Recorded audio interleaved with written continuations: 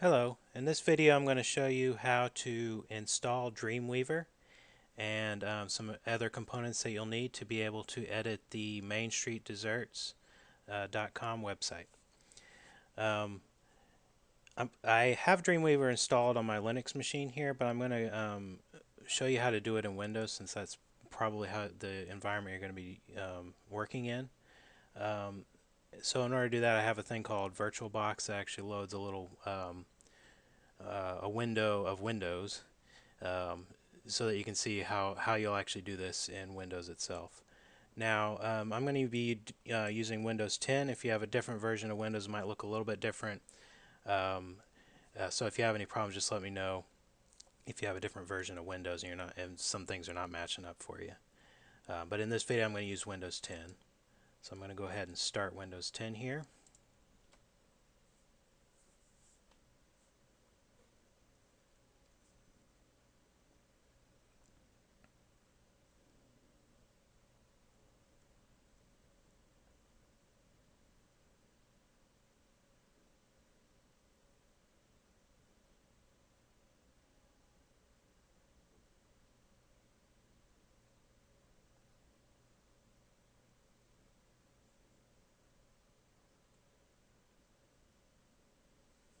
Alright, so once Windows is loaded, the first thing you're going to want to do is download and install Dreamweaver.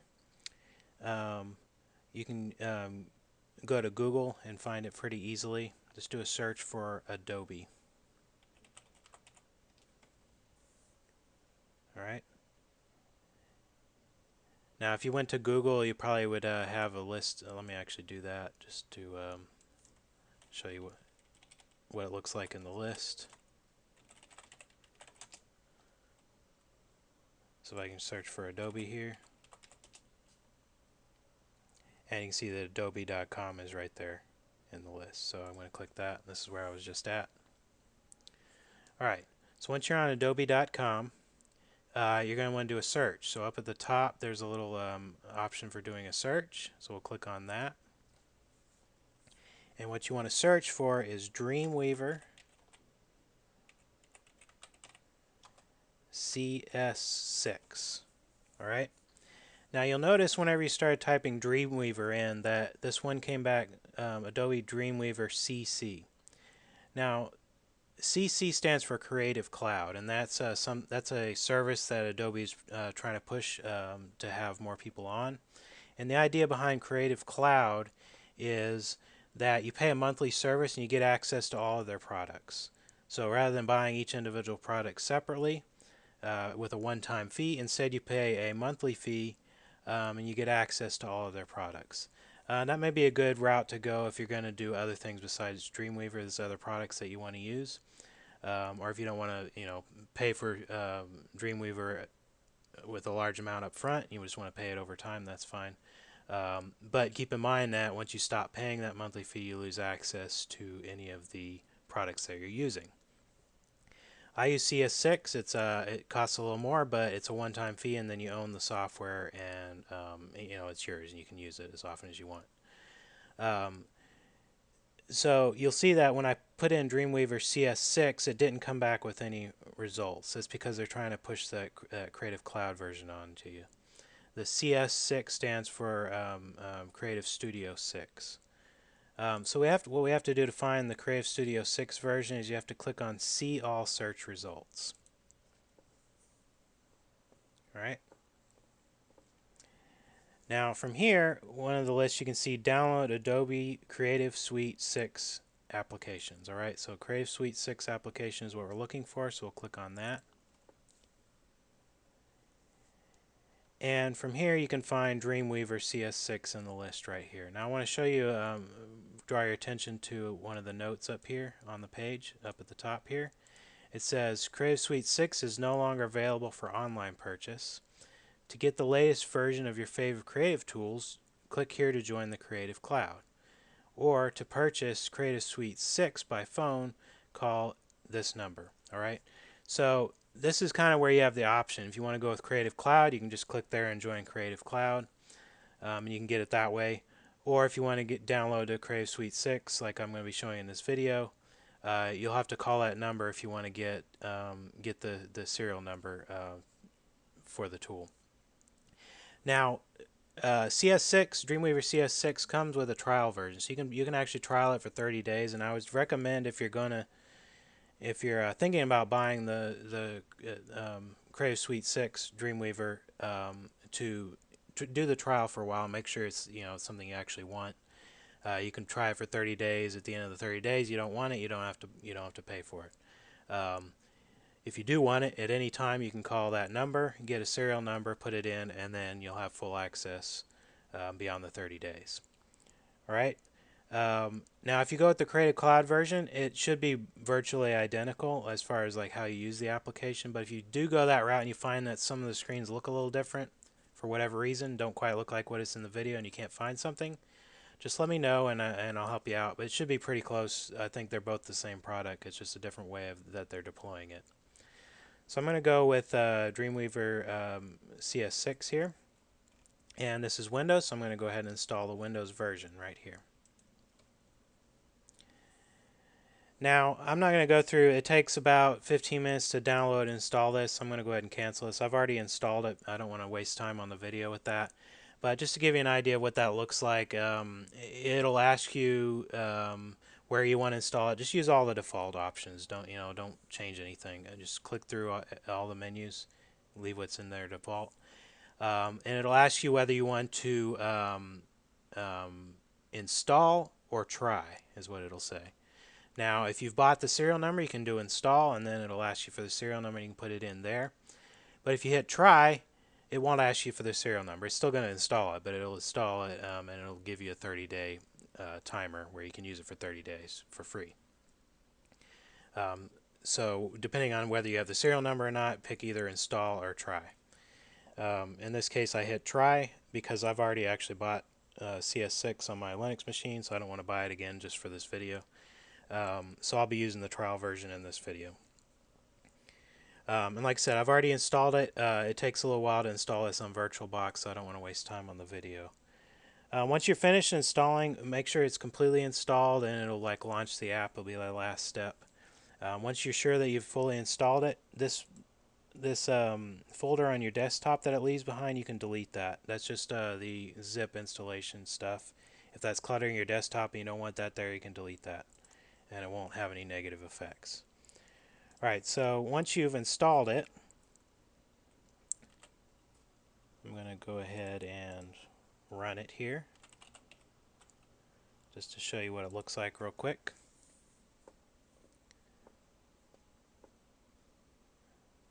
So the last step of the installation says to launch it, and this is what you'll see. It'll launch up into this right here. And you probably will get a screen. Yeah, it came up. So if you're doing the trial version, you'll get this screen. And it gives you the place where you can buy it with that button there, or you can continue the trial. I'll tell you how many days you have to continue running it for free. I just installed this, so I still have 30 days remaining. And just hit continue trial. Alright, so once you've gotten to this screen, you know it's installed correctly. Go ahead and shut it down. We don't need it running right now because there's some other things that we want to install first. So go ahead and close Creative Studio. Alright, so now you're back at your desktop here. Now, we could use Dreamweaver just like that. In fact, when I originally was thinking about the website and having y'all work on it, I was thinking of just using Dreamweaver as is. But after some thought, I was thinking that since you'll be editing stuff and I'll be editing stuff, it could potentially be happening at the same time. We could end up with a situation where some edits were made on one side, some edits were made by somebody else, and we end up losing things in the process, because version control basically. And so what I want to do is install a couple of more things that'll make it so that we can collaborate a little better, and we can make sure that there's always the latest version. Everyone has the latest version of whatever the latest changes are, and also allow you, if you make a mistake, we can roll back to a previous revision very easily. We won't have to go dig through archives and try to find where our working version was. We can just, we'll have a series of commits, and we can go back to before a bad change was made very easily.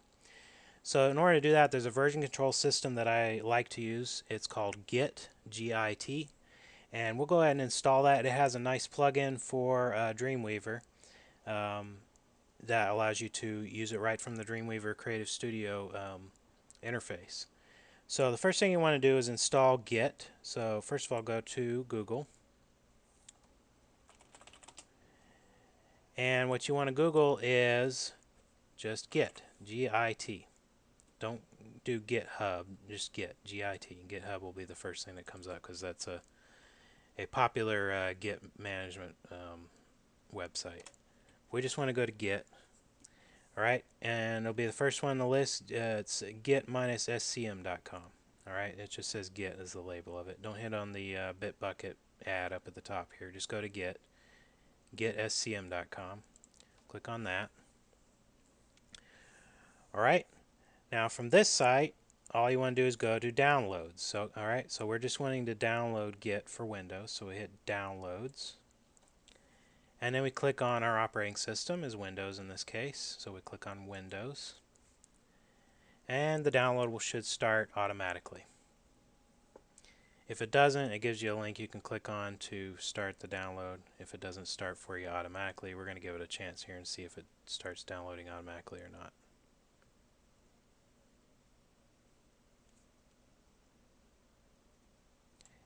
And it doesn't seem to be, so I'll go ahead and click download manually.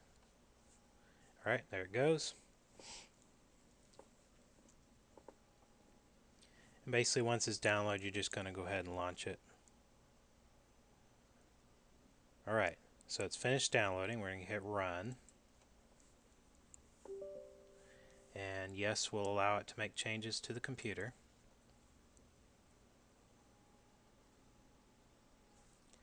And then you'll have your license, read through that, go ahead and accept it, and then just use the default settings, don't change anything. So it's going to install in this folder here, that's fine. It's going to have these options, those are fine. It's going to create a shortcut, that's fine. It's going to allow you to use it from the Windows command prompt, that's fine. Windows style commits, that's fine. Just click through this. Don't worry about any of these settings. And then once you get to the end, hit install. All the default settings work just fine, so don't need to change anything. This doesn't take as long as Dreamweaver to install, so I'll go ahead and wait for it here.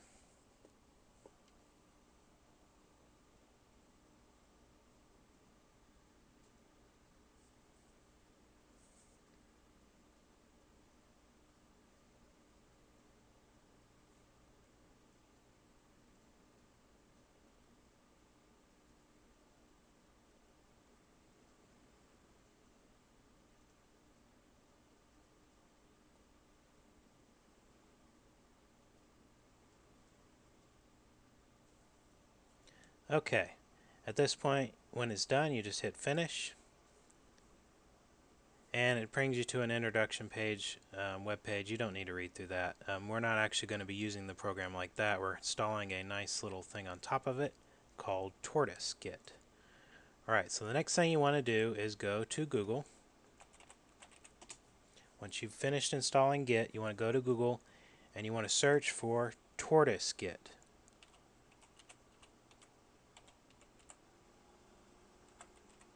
Alright, Tortoise Git is a nice program that integrates Git into your Windows Explorer. So it makes it really easy to do stuff in a graphical way. You don't have to worry about command prompts and writing things out with text. You get a lot of graphical ways of using it. Alright, so once you do a search, there's an option here called download. Go ahead and click on that. It's from tortoisegit.org.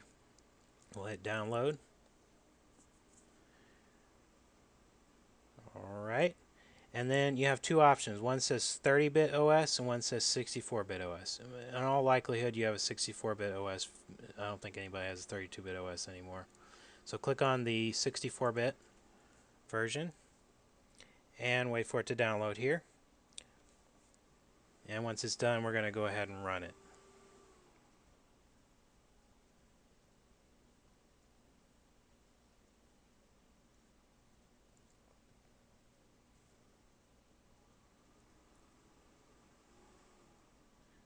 so it's finished downloading. I'm going to hit run, and then we'll hit next. We'll just click through this as well. Just use all the default settings on this. Yes, we want to let it make changes, and then hit finish.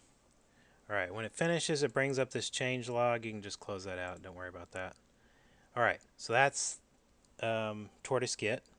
And then there's one more thing you want to install, which is the plugin for Dreamweaver. Alright, so now that you have Git and Tortoise Git installed, there's a plugin for Dreamweaver that integrates Tortoise Git into Dreamweaver and allows you to do stuff right from Dreamweaver. You don't have to hop around between programs. You can do everything from one screen. Alright, so you want to go to Google and search for Gitweaver, all one word. Gitweaver. Alright, now you can see this Chris McKee. It's on github.com. Chris McKee has a thing called Gitweaver. That's the one you want. It should be the first result when you Google it. But if it's not, just make sure you see github.com, Chris McGee, Gitweaver. Okay, so that's the name of the plugin, Gitweaver. Alright, and this brings you to GitHub. Now if you scroll down, you can see the README here. You can read through that if you want, but the important thing right here that you need to notice is it says for Creative Cloud and Creative Suite 6, you will need to use the ZXP.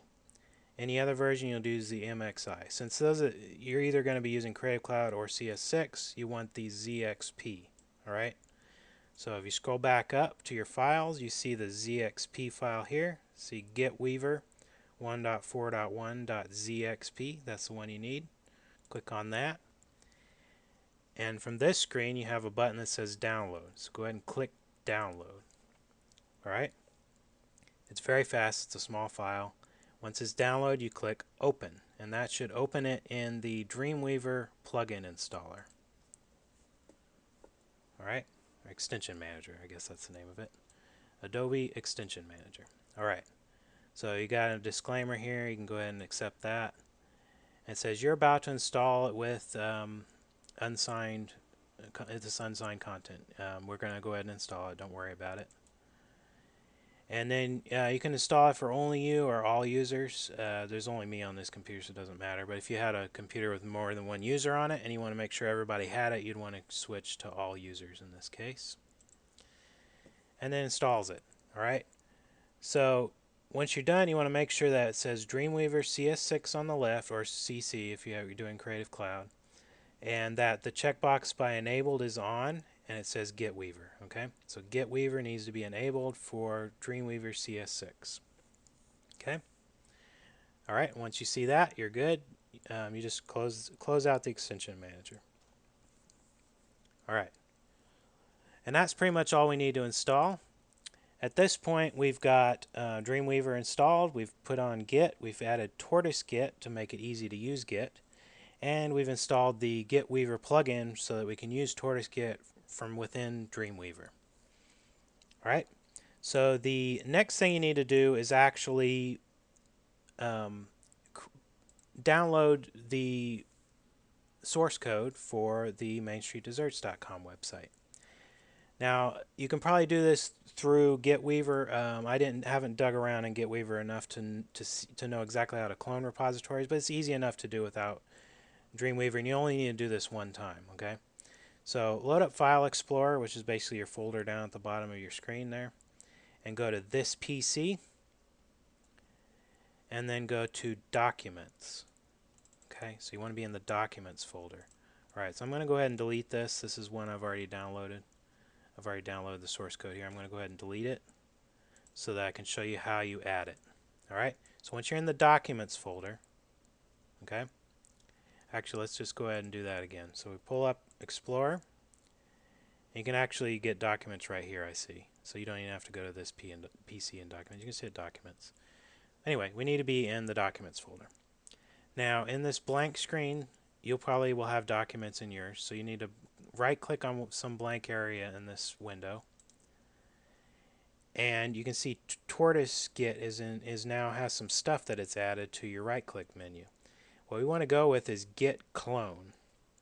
All right, see this little, it looks like a database with a green arrow, and it says git clone. That's what we want. We're going to clone a repository. All right, we're going to clone the source code for the mainstreetdesserts.com website. So click on that, and then what you'll start out in is an empty URL here. It had something because I had typed something in there before, but you're going to have an empty text area where you can put a URL. And what you want to type, and type this carefully. I'll send this in an email as well to you guys so you have it for reference. What you want to type is Tammy Garza at mainstreetdesserts.com. Now it looks like an email address, but that's not. That's actually syntax that says the mainstreetdesserts.com server. I want the Tammy Garza user. All right, so that Tammy Garza is your GoDaddy username, and mainstreetdesserts.com is the server that GoDaddy is hosting. All right, so Tammy Garza at mainstreetdesserts.com colon. It says, okay, this is the user, that's the server. Colon says this is the place that I want to get my source code from. Okay, so put that colon in there after the .com, and then put a / home. All right, so it's in the home folder / Tammy Garza. All right, so it's Tammy Garza's home folder / git. This is where I put all of the, if you ever want to do any other source code for other things, like if we do a mobile app, for example, it's going to all go into this git folder. All right, so Tammy Garza / git, and then after git we're going to do another / and the name of the repository is Main Street Desserts.git. Okay, Main Street Desserts, all one word, .git. All right, so I'm gonna, like I said, I'll email this long string to you so you have it, but make sure you type it in correctly. If you get any characters wrong, it won't work. All right, then we want to say where we want this repository to get cloned into in the directory. All right, it should have automatically put users, your username, documents, and Main Street Desserts. You might end up with, I've seen this happen before, where it just has documents. All right, it says users, Paul, documents, for example. You don't want to put it in the documents folder. You want it in a subfolder under documents. So if it does that, if you see this where it doesn't have Main Street Desserts on the end there, just type it in. Type Main Street Desserts.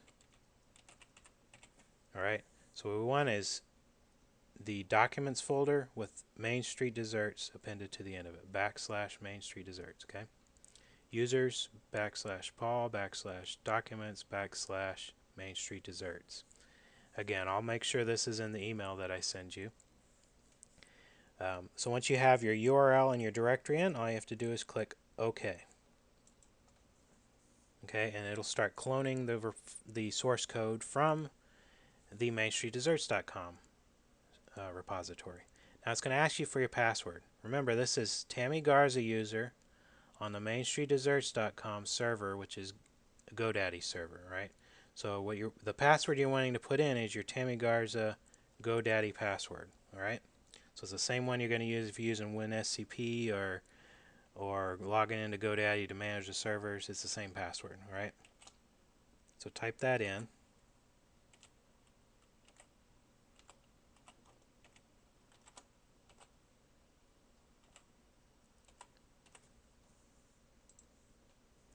All right, and then it should start receiving objects. It'll get up to 100%.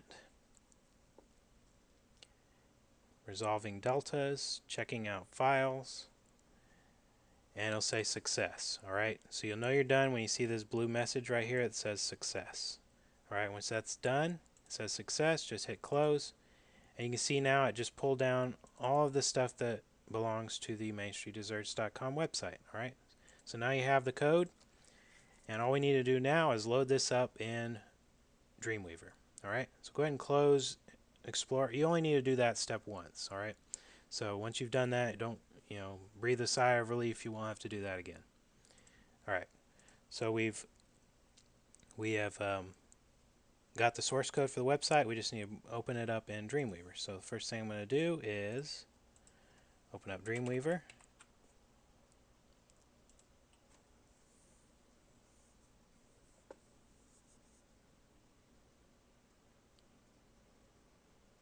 All right. It tells me I got 30 days left on my trial. That's fine.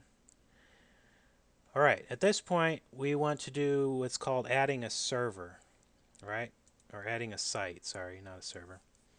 So we want to go to the Site menu up at the top of Dreamweaver. There's a thing called Site, and we want to do New Site. Okay? New Site. Give it a name. I'm going to call it Main Street Desserts.com. Alright. And then you need to make sure you have the right folder opened here. So this is putting an unnamed site too. I don't want that. So I'm going to go to this PC, Documents, Main Street Desserts, and then hit Select. Alright. Now again, you might see where it doesn't have Main Street Desserts on at the end. You might see it comes back like this, where it just says C users, your username, documents. Alright, if it does that, you need to put Main Street Desserts on the end.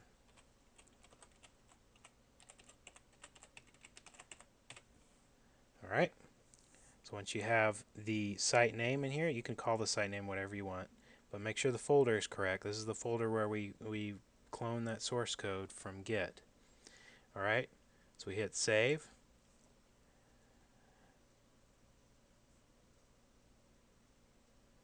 If it gives you a warning, this is because I've loaded it earlier. I'm just going to hit OK. That's fine. Alright. You probably won't get that warning. The warning came up because I had this loaded up in here earlier and then I removed it so that I could demonstrate how it's done. Alright, now if you haven't used Adobe products, the UIs all work kind of the same. You'll get a bunch of windows here on the right, and it's kind of what they call perspectives. Alright, so if there's certain things that you don't care about, which you're not going to care about CSS styles for now, so you can go ahead and double click that. And when you double click it, it collapses it so you get a little more extra room. There's one called Business Catalyst here. We don't need that. I'm going to double click that. Alright, this is the one we care about, files. Alright, so this is all the files on the Main Street Desserts website. Alright, so the home page is always called index. If you don't know a lot about websites, let me actually bring up something for you that I highly recommend you look at least a couple of videos. So YouTube. Let's go to YouTube. Alright, do a search in YouTube for let's miss my R. Dreamweaver CS6 tutorial. Alright, do a search for Dreamweaver CS6 tutorial. Alright, and you'll see there's one that looks green. 42 videos. It's called Intro to Dreamweaver Tutorial, CS6 version. I believe this guy also has other versions of Dreamweaver, so if you have the Creative Cloud version, you decide to use that one. I believe he has this tutorials for the other version as well. But even if not, this tutorial will work for other versions. You might see things look a slight bit different in a couple places, but for the most part, it's going to look exactly the same. All right. So I highly recommend going through those videos. There's 42 of them. It starts with basically you have no knowledge of any HTML coding or anything. So you're kind of coming into this with no knowledge, and it takes you with steps, 42 videos, steps through from no knowledge to creating a website that he calls the Manchester Design Studio. All right, and this, if you make it through all 42 videos, I highly recommend while you're going through the videos that you actually copy what he's doing and build the website. You know, he kind of gives you exercises to do. I recommend doing those and building that website, because when you get out the other end, you'll notice that the MainStreetDesserts.com website is structured almost identical to the Manchester Design Studio website. Obviously, there's style differences and whatnot, but the website that you'll create for Manchester Design Studio will look very similar to MainStreetDesserts.com. I did that on purpose so that if you want to do some more advanced stuff on the website, like moving things around, changing the size of things, changing orientations, changing the way things work, maybe adding slideshows here and there, basic design stuff, you'll come out of those videos knowing how to do, and you'll be able to go into the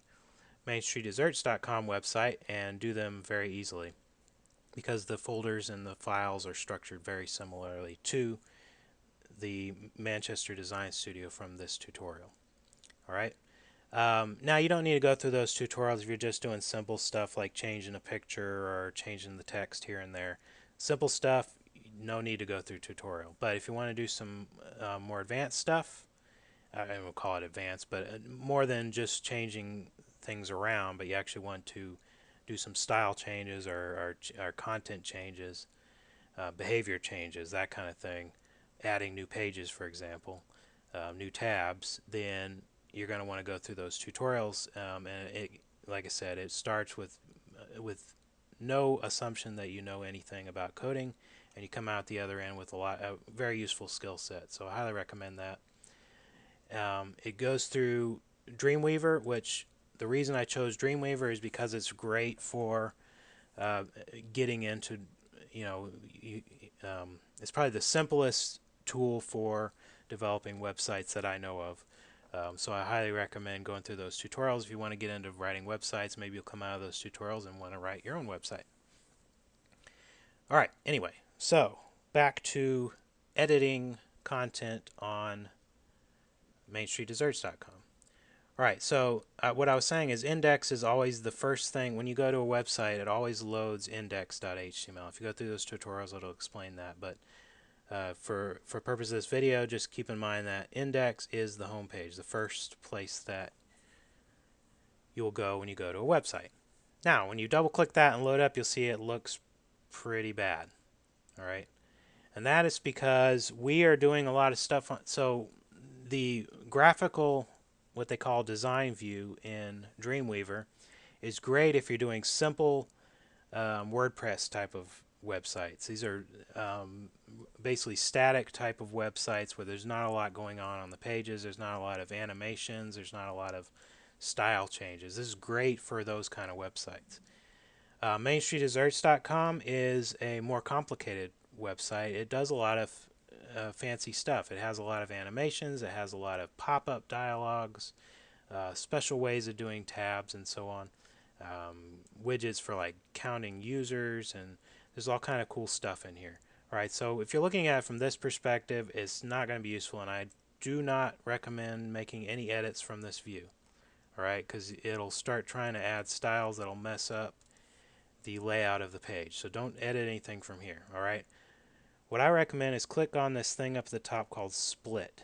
If you look up at the top, it shows different views. Hit Split. All right. Split view now shows you again this jumbled up version of the website, but then it shows the code that goes with it. So if I want to edit, say, the tab that says catering, click on it in the jumbled up view. That's fine. And what that'll do is that'll immediately bring the cursor over on the code panel on the left here to the actual code that generates that, and you can actually select it here, right? So what's cool about that is now I can edit it here, and I know I'm not changing any styles. I'm just changing the word catering. If I try to edit it over here on this panel, it might try adding some styles in here and mess up the layout of the page. So if you're going to edit any text, find it in your jumbled up view, click on it, it'll take you to the code, and from there you can edit the code. The other thing you can do is, so like say you have an issue like I'm having right here, for some reason it's just blocking out the, oh actually I know why that is, but that's because it's a template. Alright, I'll go into templates in a minute. So some of the stuff on the page is the same for every page. So like the footer here, that's the same on every page. So you don't have to type that every time you go to a page. You don't have to type that footer And anytime you make an edit, you got to go edit in 5,000 places. So you have what's called templates, and I'll go into that in a minute. But so if you want to edit something that's on the common area that's used in many places, some of these are templates, and that's what that's referring to. All right, but if it's other stuff, other content on the page, like I said, find it on here, and then go over here. Another thing you can do is a search. So you could do find and replace. So say I want to find contact, find next, and it finds it that way. Alright, so that's another way you can find if there's a certain text that you're looking for. You can do a search for it to say you can't find it because this view is so jumbled up that you can't find it on there. That's fine. You can do a search and do it that way. Alright, so the other thing you can do is say you want to actually see how it's going to look. You made a change and you want to know how it's going to look. Well, there's a couple things you can do. There's this thing called live. Alright, and that's probably your first thing you're going to do. Anytime you're editing something, you make a small change, you're going to click live. When you hit live, it actually renders it as if it's in a browser. So this is no longer edit, this is read only, but it's rendering it the way you're actually going to see it in the browser, right? So now you can come over here and you can make changes and update, and it'll update the live view of the website. All right, so if you're in here in the code making changes, the changes will appear over here on live. Now, I've had some issues where if I have live open and I'm making changes while it's open, they weren't showing up. And what you had to do in that case was close live and then click it open again, and then the changes will appear. There's probably a better way to do it. I couldn't find like some refresh or something over here. I couldn't find one. Another cool thing you can do is you can actually view this in, so once you, live is a pretty good way to develop stuff, but you want to see how it looks in different browsers, all right? You can go over to, it looks like a world. It's basically like an Internet Explorer type icon. You click on that, and it has a couple of options in there where you can add more browsers to this list. So it has like Internet Explorer, it has Adobe Browse Lab, but we can go to add more browsers. So on Windows 10, an important browser you want to check, of course, is Edge. So let's go ahead and show you how to add Edge. So in the browsers, I have this plus and minus. I'm going to hit plus. I'm going to call it Edge. And Edge, as it turns out, is just another name for Windows Explorer. So go to C, Windows Explorer. So Windows Explorer is just so Edge is just a fancy name for Windows Explorer. So click on that and hit OK. OK. And now if I go over into my list, you can see the Edge is now listed. So I can click on that, and now I can view my website as I'm editing it. I can view it in whatever browsers I add up there. I can add Firefox, Chrome, Safari, add a whole bunch of browsers up there, and now we can make sure, especially if you're doing a big edit, style type of edit, you want to make sure the layouts all look good on all the different browsers. You can test it out on different browsers and see how it looks. I happened to notice earlier that there's an issue with the latest version of Internet Explorer, is Internet Explorer 11.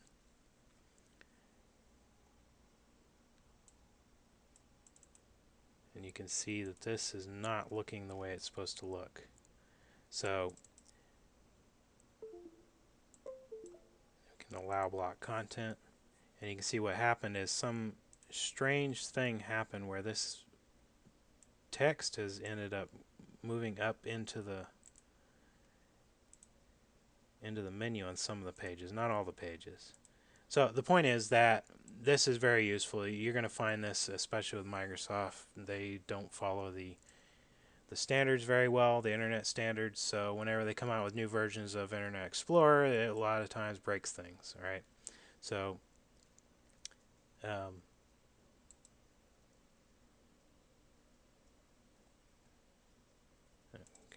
I somehow ended up resizing here. Okay. Anyway, so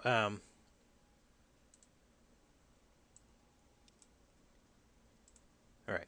So the point I was making there is, if you're making style changes, you want to test in different browsers, or if a new browser has come out, new version of Internet Explorer, test it out, make sure it looks good.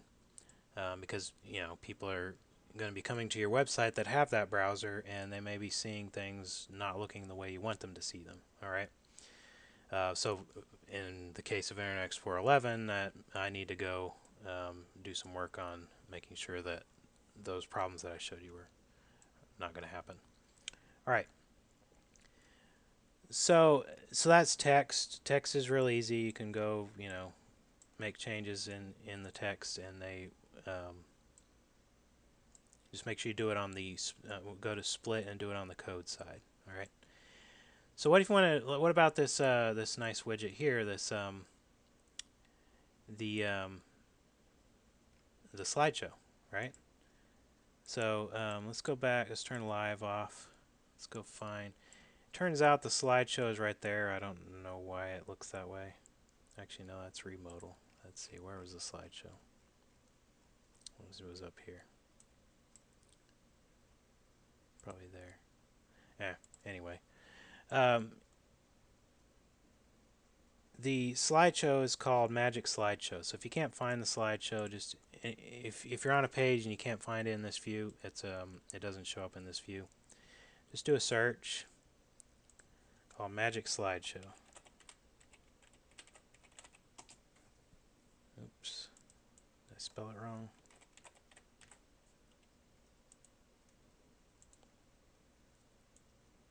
Maybe I was on the wrong view. Oh, I spelled it wrong.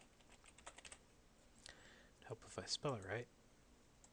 Alright, something's wrong here. Let me see, how is it spelled? It's right there. I don't know why it's not behaving for me today. Magic Slideshow. And it says it can't find it. Okay, whatever. In this case, I just have to go look for it, I guess. Alright, there it is. Magic Slideshow. Alright, so any page that has a slideshow on it, so let me go back to live view. Any page that has a slideshow is going to have at least one div in there that says Magic Slideshow. Alright, so in this case, this page actually has 1, 2, 3, 4 slideshows. So you can see that we've got this Magic Slideshow here, this one, and this one. Now, the order is kind of like reading order. So from top to bottom in your code is the same as like the way you would read it. So the top one is obviously going to be this top slideshow here. The next one's going to be this one here. Next one's going to be the middle one, and then the last one will be the one on the bottom right. All right, so that's how you know which area in your code is related to your slideshow. Now, if you look into this code, you can see that we've got these divs that relate to the slideshow, and then you've got these divs inside of there that relate to the different slides. All right, so this top slideshow you can see has 3 pictures in it. It's got 3 of these divs. It says div, image, div, and then div, image, div, and then div, image, div. All right. Now, if you go through the tutorials, they'll explain like opening and closing tag. That's basically what this is doing: is opening a div, closing a div. That's how it knows that this is a new slide. This is the end of that slide. This is a new slide. This is the end of that slide. All right. So those are just telling the widget where the slides are. Okay, the different slides in your slideshow. The stuff inside of that block is the actual thing that's on the slideshow. In this case, we're doing images. You could do other things besides images if you want text or something. We're doing images on these. And you can see that image has a thing called source, and inside of that is just the path to an image. All right. So if I want to change the image, let's say I want to do, let's say I want to change the second image to this other one here, this banner B1. Let's do that. Say I want the second image in that first slideshow, this big one, to be a different picture. So I can just change that right there in my source, and I can hit save, and then it didn't refresh, I don't think. So yeah, so we hit live again, and then hit live again to turn it back on. And you can see it changed that second image. I typed something wrong. Oh, I put gallery banner. Okay, that's what. So hit save. All right. Still something wrong. Oh, it's PNG. Let me just copy that whole thing.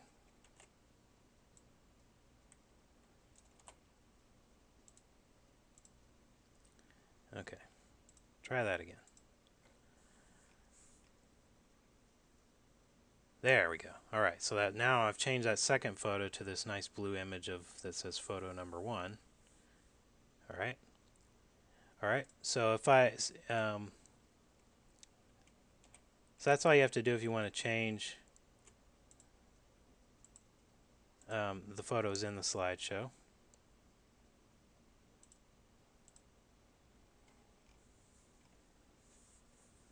All right, now we're back to what it was before. So that's easy. That's the easiest way if you you want to keep the same number of pictures, but you want to change what they are. But say you want to take a picture out completely. All right. So there's too many pictures. I have 3 in here. I want to change it to a slideshow that has just 2 pictures. Well, that's easy to do. All you do is you grab from that div. So remember I said there's a div that starts the slide and then a closed div that says you're done with the slide. You want to grab both of those plus everything in between and just delete it. Now if we do that, reload the page here, we'll see that we now only have the 2 pictures because I removed one of them. All right. What if I want to add another picture? So say I have 3, I want to add a 4th picture. Well, that's easy too.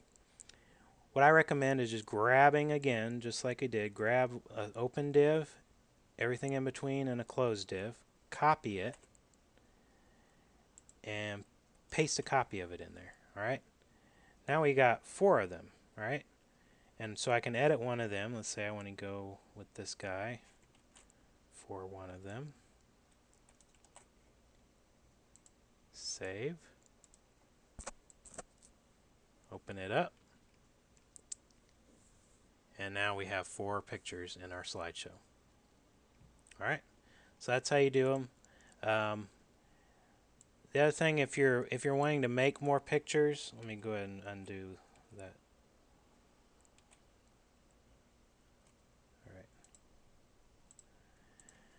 All right. Say you want them to make more pictures for this slideshow, but you don't know what dimensions to give them. Well, if you look, let me go ahead and turn live off, and I'm going to stretch this window out a little more so I can read it a little better, the code.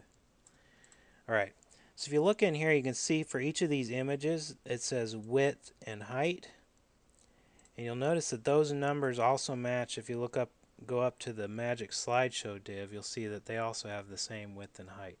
All right, all these numbers need to match. All right, so this whole slideshow, all of the widths need to match and all the heights need to match. Okay, so if you're adding a new picture to an existing slideshow, the size has already been defined. We've already figured out how big we want it on the page. You don't need to edit those numbers. You just need to note, okay, I'm going to make sure my image that I want to add here has this width and this height. All right. So if I want to add another image and I'm editing an image to put into this slideshow, I need to make sure it has a width of 895 and a height of 516. And that'll give me the image size of that big slideshow there. Now obviously these little ones are a lot smaller, so what are those? So if we go down to one of the smaller ones, you can see we have a width of 298 and a height of 171. So if I'm writing images to go into these small slideshows, I'm going to make sure I edit them to have that width and that height. Okay. Now if the say your aspect ratio doesn't match, I mentioned this I think in one of my other instructions. Like say we had you had an image that was really wide and it doesn't match the dimensions of this slideshow. What you want to do is fit it into either the width or the height. The problem if you edit both of them, you'll end up where it stretches the image out and it looks weird. So you just want to fit it into a box that's this size. The image itself doesn't have to be exactly this size, but it needs to fit into a box that's this size. So say it was 298 and it gave you a height of 150. You're just going to come in here 298 change that to 150, and you're good. Alright, so if you happen to not have an image that's going to fit that aspect ratio, you can change the numbers in here as long as you don't go beyond this border. Alright, this bounding box tells you how the maximum size your image can be. The other thing you can do, of course, is trim your image down, like clip part of it so that it fits into the size that the shape that you want. So lots of different editing techniques. If you have any questions on that, let me know. I can do another video maybe on how to get a photo that's not the right aspect ratio cropped the correct way so that it fits into one of these slideshows. The other thing you'll notice on the slideshow is that they transition differently. Like this one's fading. This one at the top. These ones are flipping over to the left. This one in the middle looks like it's fading also. And the one on the right is flipping upward. Alright, so if you look in here, you'll see on each of these magic slideshows, they have a thing in here called effect. Alright, so you got effect fade, fades. There's orientation. So this one, orientation vertical, that tells it which way to flip. By default, I think they flip to the left. That's why if you look at this one, it doesn't show any effect. The other thing is, you know how fast they're flipping through their slides, right? So that's called slide duration, and that's in milliseconds. So if I want 3 seconds, I do 3,000 milliseconds, all right? If I want to do 4 seconds, I do 4,000 milliseconds, right? So that's how you say how fast you want it to flip through the slides. If you want to know all the different things that you can do with Magic Slideshow, there's you can go on Google, do a search for Magic Slideshow.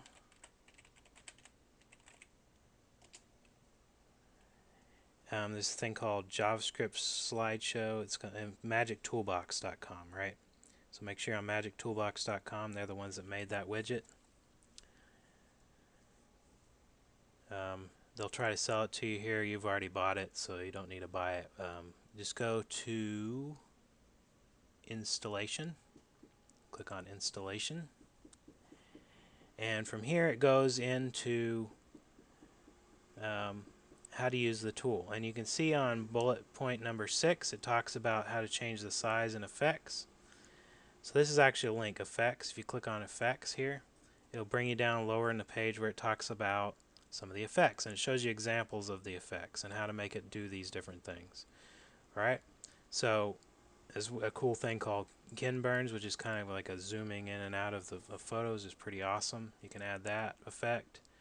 I can do fades. There's all kind of stuff in here. Just read through this if you want to see how to do all the different things you can do with these. There's a lot of stuff you can do with the Magic Slideshow widget. It's a pretty great widget.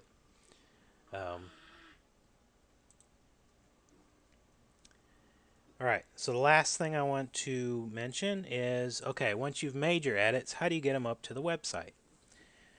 Alright, so we spent the time to install Dreamweaver, and now I'll show you how to actually use it. So let's say I'm going to add a new slide here to this slideshow. And it's that blue image. I'm going to go ahead and hit save. Upload my preview to make sure it's working. Okay, once you've made all your changes and you've looked in the preview and it seems to be working, another thing I didn't mention, you can go to split view, you can go to code only view, and you can go to design only view. So you can split your views here up at the top. That's pretty helpful if you need some more room to look at the code, or you want to look at the design by itself. You can do that. I usually am in split mode most of my time, but sometimes I'll pop over. So anyway, once you verify in design mode that it looks good, I would also, before I commit to putting this change up on the website, I'd pull it up in a browser as well. Let's preview this in Edge and make sure it's working right over there too. Yep, it seems to be going through the photos correctly. That new photo I added came in there, that blue photo. Alright, so at this point, I've made the changes I want, I've verified that they look good, and I'm ready to push them up to the website. So the first thing you want to do before you push anything up to the website is you want to go over to click on your site root up here in the local files on the right here. It basically has all the files. The one that says site, right click on that, and over here by Git there's a thing called pull. What that'll do is that'll pull any changes that have been made since the last time you ran pull. Okay, you always want to do that first, because it may be that maybe I made some changes to the website on the same kind of pages where you made changes as well, right? And if you don't do a pull and check and make sure that the changes don't break anything, you could end up pushing to the website and have something broken. So always do a pull first. Before you push any changes, do a pull. So hit pull. Don't worry about anything on this screen, just hit OK. And it'll do a pull. It's going to ask you for your GoDaddy password. Type that in.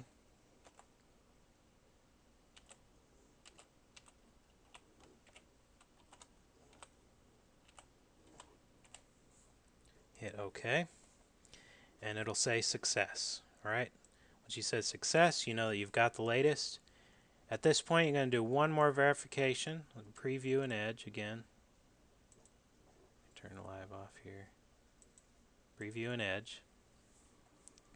Just make sure it's still working. That I didn't pull any changes that broke anything. It's still working. It still has that new blue photo I just added. Alright, let's go ahead and close that. Now we're ready. What you want to do at this point is right click on that root folder, the thing that says site, and you're going to hit commit. Now it's called commit for a reason, because you're actually committing to making this change. Once you make this change, you're committing that you've verified that it works, right? Now the first time you run this, you'll see this nice little message that says username and email must be set before you can commit. Do you want to set these now? So when you do a commit, it logs who committed to those changes, so that basically you can point fingers later about who broke something. No, it was really for giving attribution for who did the most work and so on. So this will come up and it'll ask you need to have a name and password before you can commit. So let's go ahead and hit yes. We're going to add those. You can read through that. Just hit OK. There's only two things you need to add in here: a name and email. Okay, so don't get daunted by this screen that has all kind of craziness going on. Just put your name and email in.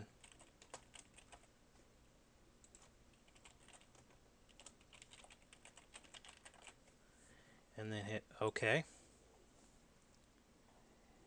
Alright, now this is the screen that'll you're only going to have to enter your name and email once. This is the screen that'll normally come up when you click commit. And it has a box here where you need to type a message. You need to type in what it is you did. Now I recommend not putting a big, long, huge thing in here. Just make a very quick summary. Try to fit this on a single line if you can, because it makes it hard to dig through the history later if you have these massive messages on every commit. So let's just say added photo to home slideshow. Something like that. That's perfectly good right there. Just say a quick summary of what you did. And then hit commit. And it'll say success. Alright? So at this point it's now in the repository. But it's not up on the website. And the reason that it doesn't immediately just go up onto the website is because at some point in the future we might want to have like a test instance or a test server. This is usually for bigger projects you do this, but we might want to do it for Main Street Desserts at some point. Where you can go to your test server and test it out and make sure it's working over there as well. It gives you one last chance to test it before you send this out into the wild web.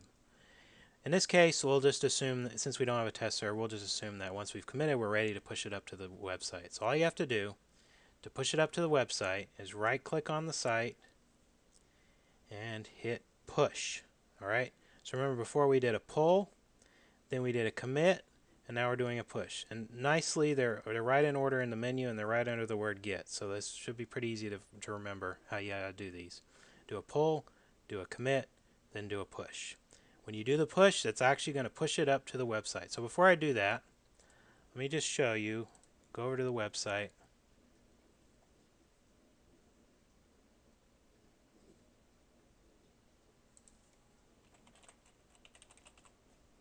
Go to mainstreetdesserts.com,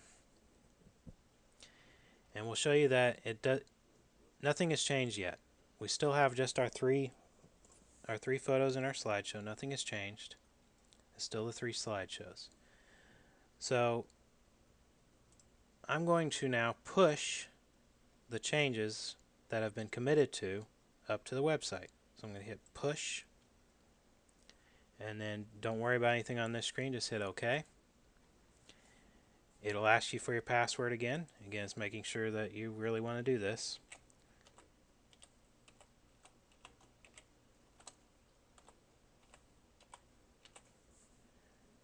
Alright, pushes up. It'll say success, that way you know it's done. You just click close. Now, as soon as you push, you come up here and you do a refresh.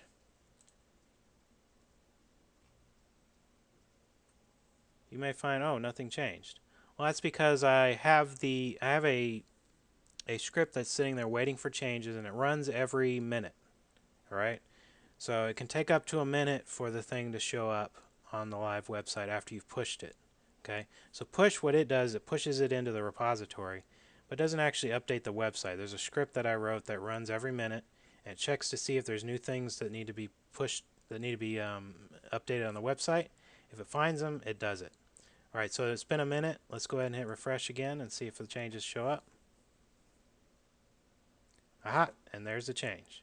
All right, so that's pretty much all it takes to make changes to the website. Hopefully that gives you all the information you need. If you have any issues during installation, or if you're not sure about something, or say you break something, for example, you push it up to the website, or say you do a pull and then you get some kind of weird messages about conflicts that it doesn't know how to resolve, or anything that might happen to go wrong, just send me an email. Most things can be fixed easily. Some things are a little bit harder to fix, but I don't. The kind of changes that y'all will be making, I don't expect that we'll run into anything like that. But I have a lot of experience with Git, so if you get into a situation where something's messed up, it's very easy to back out. It's very easy to resolve. So hopefully that was informative. I'll send you an email with the information about how to get to this video, and as well as the URL and the information that you need to type into those fields that I talked about earlier.